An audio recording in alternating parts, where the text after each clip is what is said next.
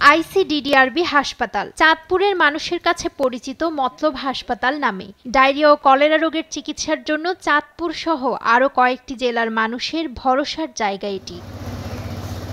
শীত মৌসুমে হঠাৎ করেই এ হাসপাতালে বেড়েছে ডায়রিয়া আক্রান্ত রোগীর সংখ্যা। গেল 2 সপ্তাহে এখানে চিকিৎসা নিয়েছে প্রায় 5000 জন, যার মধ্যে 85% শিশু। বেশ কিছুদিন ধরেই হাসপাতালের এমন চিত্র, বাচ্চাদেরকে কোলে নিয়ে ঘন্টার পর ঘন্টা বসে থাকছেন মায়েরা। ভর্তির হিসাবে প্রতি ঘন্টায় এ হাসপাতালে চিকিৎসা সেবা দেওয়া হচ্ছে 13 শিশুকে। শিশুদের ডায়রিয়া, বমি সহ নানা লক্ষণ নিয়ে হাসপাতালে ছুটে আসছেন অভিভাবকরা। আজকে 5 দিন যাবত অসুস্থ, আমি ডাক্তারের কাছে আসছি, এখন আগে থেকে একটু আলহামদুলিল্লাহ ভালো।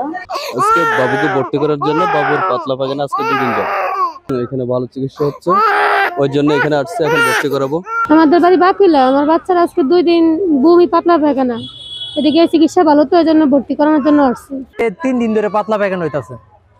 আলহামদুলিল্লাহ আমরা সাচার থেকে আসছিলাম, ঠিক আছে, এখন আল্লাহ দিলে ভালোই, তারা ওনার রিলিজ দিয়ে দিচ্ছে। ঘন্টার মধ্যে 6 বার বাথরুম করছে, তাই নিয়ে আসছি গ্রামে, ডাক্তার দেখাইছি, 1 সপ্তাহ হবে, ভালো হয় না দেখে এদিকে নিয়ে আসছি। মৌসুমের এই সময় শিশুদের রোটা ভাইরাস জনিত রোগে আক্রান্ত হওয়ার সম্ভাবনা বেশি জানিয়ে বাড়তি পরিচর্যার পরামর্শ হাসপাতাল কর্তৃপক্ষের। শীতের এই সময়ে শিশুদের ডায়রিয়ার প্রকোপ বাড়ে, যা সাধারণত রোটা ভাইরাস জনিত কারণে হয়ে থাকে। এই ডায়রিয়ায় শিশুর পাতলা পায়খানার পাশাপাশি জ্বর ও বমি থাকতে পারে।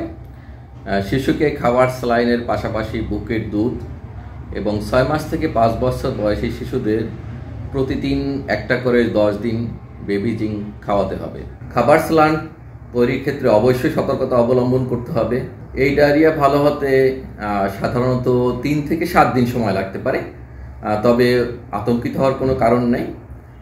অবস্থার অবনতি হলে নিকটস্থ উপজেলা স্বাস্থ্য কমপ্লেক্সে যোগাযোগ করবেন।